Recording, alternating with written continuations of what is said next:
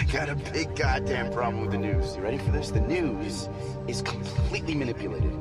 Everything you hear every single day is designed by corporate media to do one thing and one thing only. To keep you living in fear.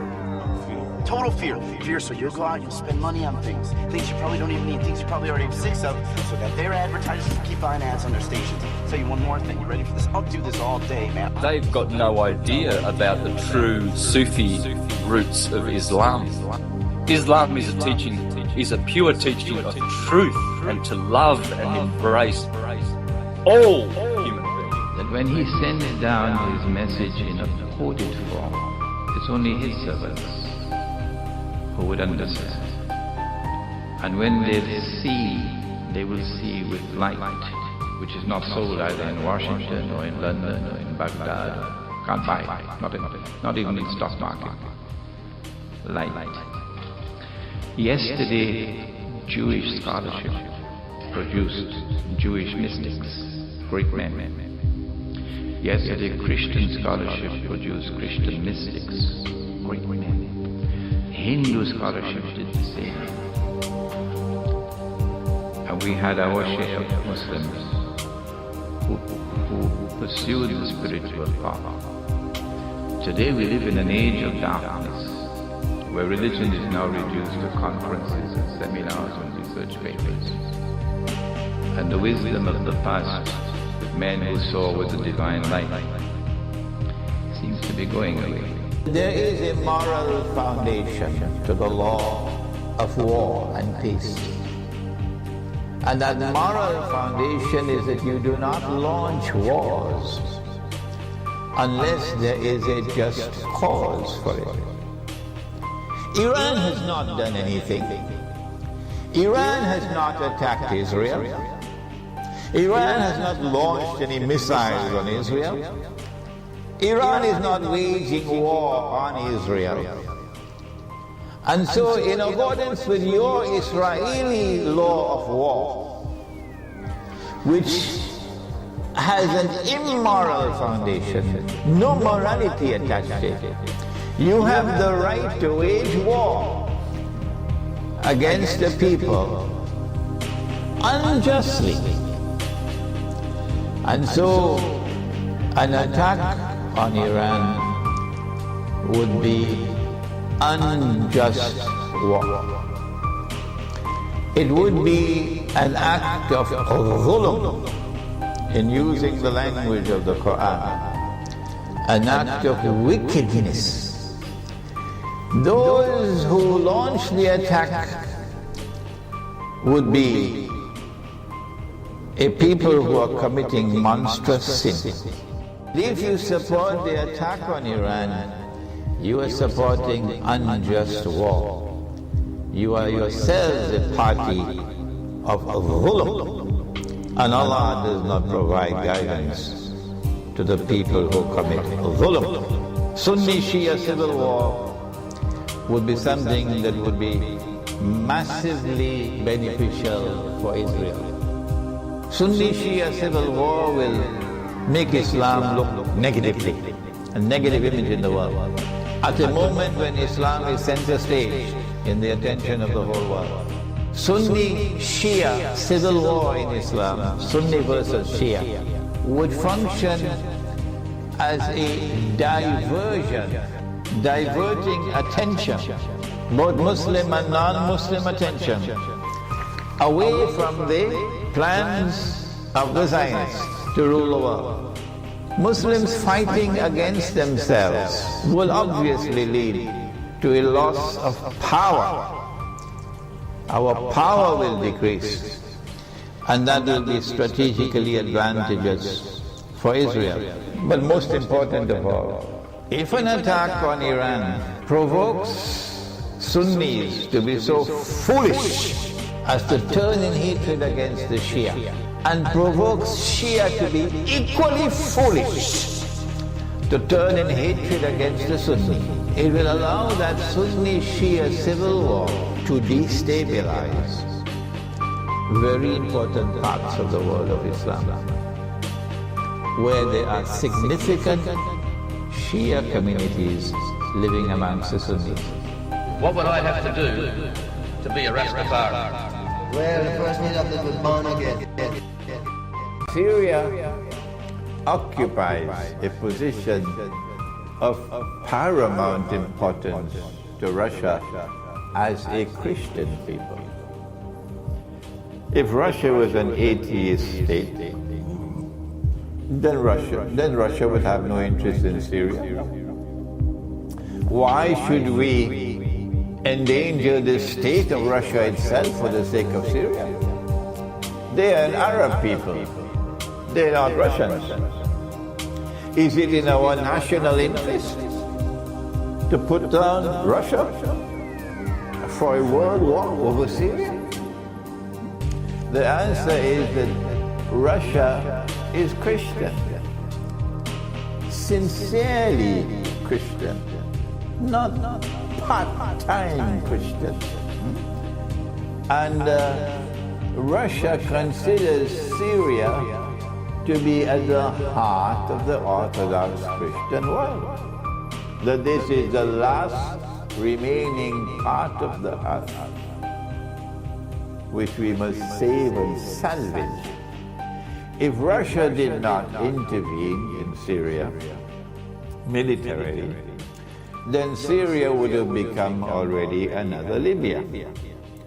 And there are many, excuse my language, there are many jackasses in the world of Islam, in Malaysia, in Indonesia, in the Arab world, Turkey, all over, who would celebrate if Syria were to become another Libya, because they consider that to be a valid jihad.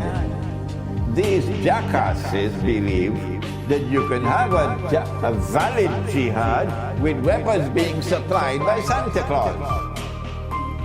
Yeah. And Santa Claus providing all the money, usually US dollars, and Santa Claus providing all the logistical support and the training, military training and so on. Everything from Santa Claus. And that is a jihad?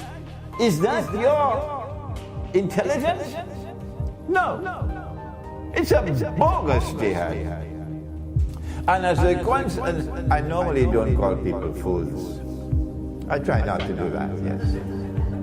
But you are a fool with a capital F for taking weapons from NATO and taking weapons from the Americans and calling yourself a Muslim to go and fight your bogus jihad in Libya, in consequence of which today Libya is a NATO state. We don't want to see your face.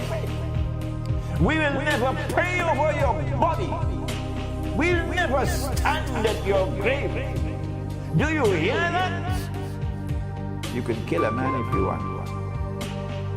You cannot kill the truth. Remember that? You kill and you love killing. So go ahead and kill as many as you want. But we're telling you, you cannot kill the truth. And we're prepared to die. We're not afraid of death. If the Russian people are not afraid of death, why should we Muslims be afraid of death? If the Russian Christian, Orthodox Christians are showing such mettle today, they're not afraid to die. Why should we be afraid to die? And so the reason why they're there in Syria is to save Syria from being another Libya. If Syria were to become another Libya, there is a large Christian community in Syria, an old Christian community in Syria. And these Christians in Syria, some of them are Western Christians, but many of them are Orthodox.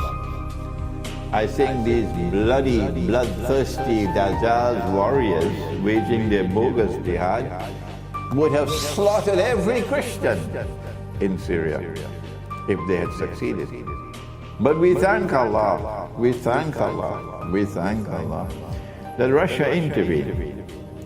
Governments, of course, don't believe that we are right. No. The governments believe otherwise, and they vote in the Security Council otherwise. But we have a different view. And we say that we are grateful to Russia for having saved Syria from becoming another Libya. There's another aspect to the analysis, of course, and that is that in Syria there is a Russian naval base on the Mediterranean Sea. And that's the only warm water naval base that the Russians have other than in Crimea. If Russia were to lose that base in Syria and it were to become a NATO base, it would be a massive embarrassment for Syria. You plan your plans. I am saying to Mustafa Kemal, and I'm saying to Turkey and to the Balkans, who will not listen to me. You plan your plans and Allah plans His plans, and you cannot stop it. We are going to conquer Constantinople, and you cannot stop it. Listen carefully to me. And when we conquer Constantinople, we will return the church to the Christians. You cannot stop it. And when we return the church to the Christians, we will apologize to them. And you cannot stop it. We don't care two peanuts of how you feel. You could kill a man, but you cannot kill the truth. We will apologize to them for having taken their church and converted it into a masjid. And we will take the name of the city and restore it to what it was on the lips of the blessed prophet. Because he referred to it as Constantinople. And therefore the name of his sunnah is Constantinople. You can't challenge me with that. And when this is done, the bleeding in their hearts will stop, and their hearts will be reconciled, and the alliance will then come into being. The ummah that follows Nabi Isa alayhi salam, and the ummah that follows Nabi Muhammad alayhi salam. These two ummahs will come together in friendship and alliance. Then said the Prophet ﷺ, after the conquest of Constantinople, only then will the Dajjal emerge. But now it's too late. Now it's too late. Russia is a complex society. There's a very powerful Zionist presence in Russia. And the Zionist presence is also present, the Zionists are also present in the media. And they use the media to do all the possibly they can do to brainwash people into believing that Russia is a great friend of Israel. I don't think it is correct to say that Russia is a great friend of Israel, because the Russians are not fools. They know that Israel was actively involved in preparing the Georgian armed forces for the attempt that was made in 2008 to inflict a serious wound on Russia. Russia, which had emerged from the collapse of the Soviet Union and emerged out of the Boris Yeltsin years, the chaos. The Russian armed forces were in disarray, and the Western world used Georgia to test Russia. And Israel was up to its neck in involvement in Georgia. And the Russians responded to that attack from Georgia by delivering a profile that we're not afraid of you, and we will not hesitate to use power. And they used power, and they used it courageously, and they used a Chechen brigade. Muslims were at the heart of the Russian armed forces, which defeated the Georgians, okay, and gave them a bloody nose. The Russians are not fools. They know what Israel did in 2008, and they were able to teach them a lesson. So what the Russians are doing, I believe, is at the level of state-to-state relationship. They are maintaining a polite relationship with Israel, yes. But that does not mean that Israel is an ally, not at all. There's no reason for Russia to adopt a hostile policy towards Israel. No. Look at how they've responded to the Turkish embarrassing apology. They reacted to the Turkish shooting down of the airline, the Russian aircraft, very, very strongly. But as soon as the Turkish leader apologized, okay, there's no reason why we should not have good relations with Turkey. Main defense it. This is the foreign policy of a very mature country, showing very great wisdom in the conduct of foreign policy. So I am not surprised by Russia having respectable ties with Israel for the purposes of realpolitik. That does not make Israel an ally of Russia. No.